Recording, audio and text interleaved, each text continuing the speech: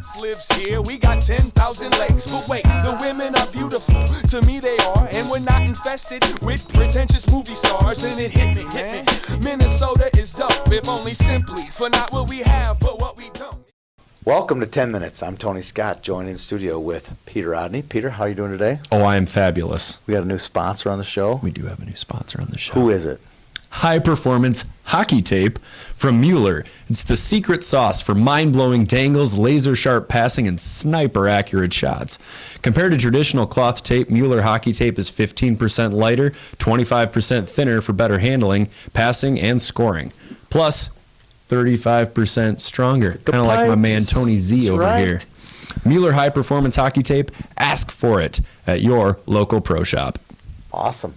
We had an awesome Squirtacular 10 days ago. Still getting over the... Still recovering. Exactly. It's such a big event. 64 teams, 136 games. Speaking of recovery, I've got my Mueller water bottle. Yeah. Oh, yeah. You got to like that. Got to like that. Okay, back to the... thanks a lot for spilling all over yourself. Thanks. Squirtacular. You were there. You saw it.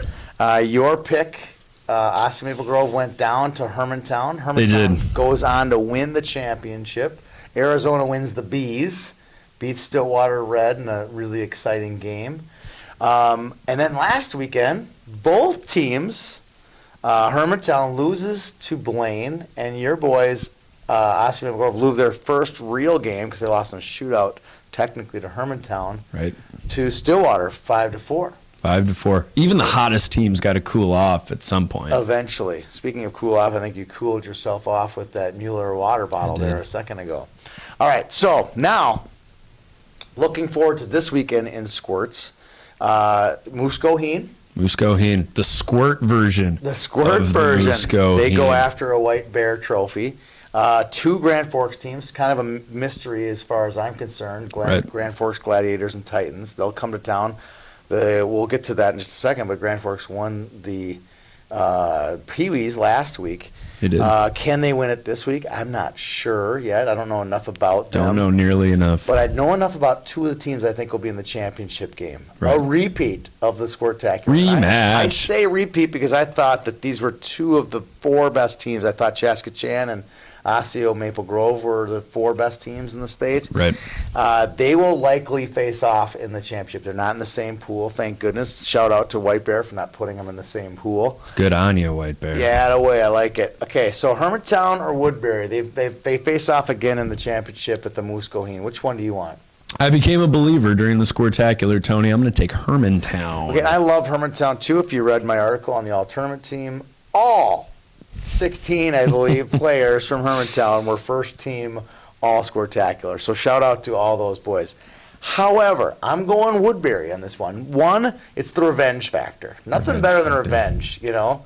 Revenge is best served cold, and it's going to be served at the White Bear Sports Center. Coincidentally, it'll be served on ice. Yes, it will be. And the other reason is Woodbury was off last weekend. What was Hermantown doing? They had a tournament. Three tournaments, 3 weekends. You know, 2 of them out of town. I don't know if the Hawks can hold up for that long a period. I'm going Woodbury in this one. Well, if the Hawks are hydrating with Mueller water bottles, I think they'll be fine. I think I wouldn't be surprised if Hermantown wins it. Okay, let's scoot forward. Pee-wee action. Edina 2 weeks ago wins the Roseau. They are now number 1 in Pee-wee AA. Speaking of number 1, Andover was number 1 prior to that. They lose. They get all the way to the finals, lose to the Grand Forks Seawolves. Cole Spicer goes very spicy. Very spicy. Like if there was like a spice thing on his menu, he'd have like 5 peppers on there. Yeah, but if you need to get rid of the spicy, you just go with a Mueller water bottle. Gotta like that. That's enough of that. Spicer goes for 6 points. They win 6-2 in the championship. You mentioned Cole Spicer before the tournament started, and you said, hey, keep an eye on this kid. Tony Scott, proving everybody right. I know. He's a great player. Moving down to Pee-wee Bees, Edina White ties Edina Green with their first. We can argue about this. We can argue about this. Blemish. I don't appreciate a tie being a blemish. They're still undefeated. There's still a 0 in the loss column. All right, but I'm going blemish. It's kind of like a mole on the face. I mean, I had a mole. Look at that. I'm nearly perfect. I got but 3 I got a of them. blemish. I got a blemish on there. That's what I'm calling it. I'm not calling it a blemish. I still calling them as the best team in the state. No argument there. All right. Great coach, great lines, superstar players. Throw a little Accutane on that blemish, and they'll be just fine. I think they're the real deal. All right, now let's move on to Bantams. We got another Bantam B clash this week between Edina White and Edina Green. Thursday night. Whoa. Bantams, Edina Green, Edina White? Yes, shocker. Wow. Shocker. Deja Hornets, am I right? Yes. Okay, so that's going to be Thursday night. I thought it was Tuesday night. It's going to be Thursday. So guess what? I was there, 8:40. There was no game. I'll try to get there this Thursday, though. Nothing wrong with a visit to Braemar. And you know what? I ran into a couple of people and they're like, what are you doing? You had a social night out. Yes, I did. So I got a quick glimpse of it anyway. All right, backtracking to double A's. White Bear Lake wins the Moose. Right. Keep the Moose at home. They win it. They beat Osseo Maple Grove to take the title. Right. I think, though, one player stood out. Parker Slotsby, MVP. Slotsby. He had likely 40 saves against Blaine, likely 40 saves against Minnetonka, and for sure 40-plus saves against White Bear. That's a long weekend of Might need some stopping pucks. Band-Aids for all those bruises. But shout out to him. One of the coaches said to me afterwards, after the weekend, sent me a text about him. And goes, is he an 01 or an 02? And I'm like, he's an 02. And he's like, he's the real deal. And I shout out to you, Parker. You had a great weekend. So big news in Bantams. The seasons are winding down. A lot of the top teams kind of getting tested for districts and regional play. It's going to be fun, a stretch run at the Bantam level. Winning its home tournament could set White Bear up for a really nice run once they get healthy and once they get over an illness. They had the strep throat. They had to cancel their game with Stillwater the other night. Would have been a 1-2 game. Right. A lot of great players on both of those squads. But once they get healthy, White Bear could turn that Goheen win into a nice run. I think they're a definite state tournament type team. All right, let's move forward to high school. You and I have seen a lot of high school in the last couple of weeks. Too much high school. Eden Prairie, Hermantown are rolling. Right? Rolling or flying because they're, both, birds. Yeah, one's up there, both birds. Okay. Let me ask you this. Eden Prairie plays Hermantown. Who wins the game? That's unfair. Why? It's a simple question. I'm going to take Hermantown. Oh, I suckered you into that. They managed to bottle up the Eagles' first line. They pound. And I think Hermantown takes the game. It would depend on where it was played, though. Because I believe in home ice advantage. When it comes to teams. Neutral ice. Neutral ice, I'm going to take Hermantown still. Really? Yep. I think I've said it many times, Hermantown's the best team in the state. But because I like to argue, nobody's beating EP. Ever since the Casey Middlestat relax tweet, they are undefeated. I think they could roll all the way through the Lake Conference and go all the way to win a state championship. I can't argue with that. Eden Prairie fans, if you see me, I still love you, but I got to take the Hawks. I like it. I like that pick. Last year, just so everybody knows, I was at it. Hermantown beat Wayzata to start the season. Hermantown wins A. Wayzata wins AA. Just saying. All right, quick discussion. Who's the best player in the state not named Casey Middlestat in high school hockey? I think his numbers might be slightly inflated because of the schedule that he has to play being in the Wright County Conference, but I'm going to take Ben Myers. I like that one. Loved what I saw out of him when he played Breck, who's the number 2 team in Class 1A right now. Speed, hands, quickness, drive. He's got it all. There's so many good choices here. I agree with that one. I like his teammate, John Hallinan. Brian Hallinan. John Karanen is the other winger. Sorry, there's these Finlanders with their got you guys. Yeah, good. I like him a lot. Michigan Tech commit. He's one of these very unheralded players. I think he's one of those players. He could be a Mr. Hockey candidate. Right. I think they both could be. All right, Frank Brimzik. That's the top senior goalie in the season. On the season, I'm going to let you take the first stab at this. Oh, well, if I get the first pick? Yes. You took Ben Myers. I like that pick. So I'm going to go Jake Begley, Hill Murray. Hill Murray is a defensive team. A lot of their games are low goal scoring type games. Mm-hmm. I'm going Jake Begley. I think he's kind of a lock to win it. Do you have any other surprises who might win it? I'm going to stick on the east side. I'm going to go with Seth Isley from Stillwater. A couple of rough bumps in the road, especially losing to Lakeville North. And EP. But But I think that Seth is one of those goalies who has everything you want at the next level. I like that one. All right, now that we're talking players, let's switch gears. I wrote an article 10 days ago called Running with the Bulls. This is players whose stock are rising, are bullish and out there, I think, or they're kind of unheralded. Lewis Crosby was one of them. Blake Brandt was one of them. Right.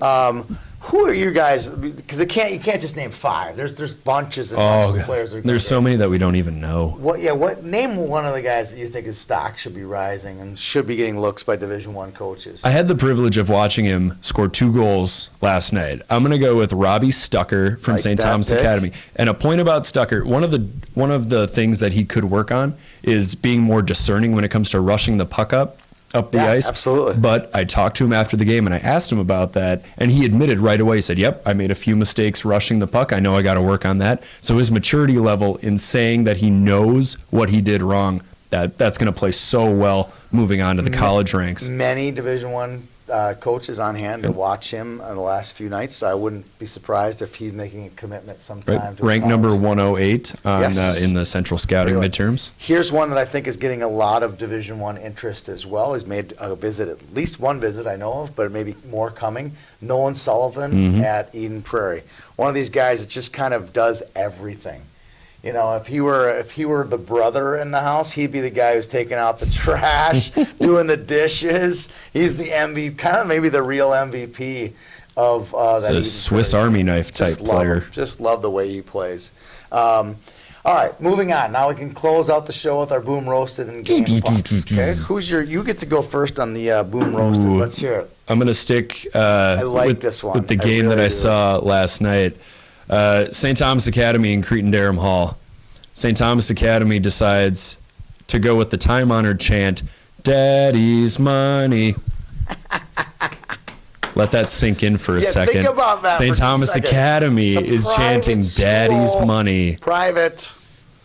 That was painful to listen to. What are the other 98% of us supposed to think when they hear that? Idea. That's one of the worst chants of all time. That deserves Yikes. Boom Roasted. All right, my Boom Roasted goes out to after we hosted the Squirtacular, and we get some criticism. We put on a good event. I mean, kids have fun, great trophy, lots of fun for the kids in the rink, in and out of the rink, trading pins, and we get a couple critics occasionally from people.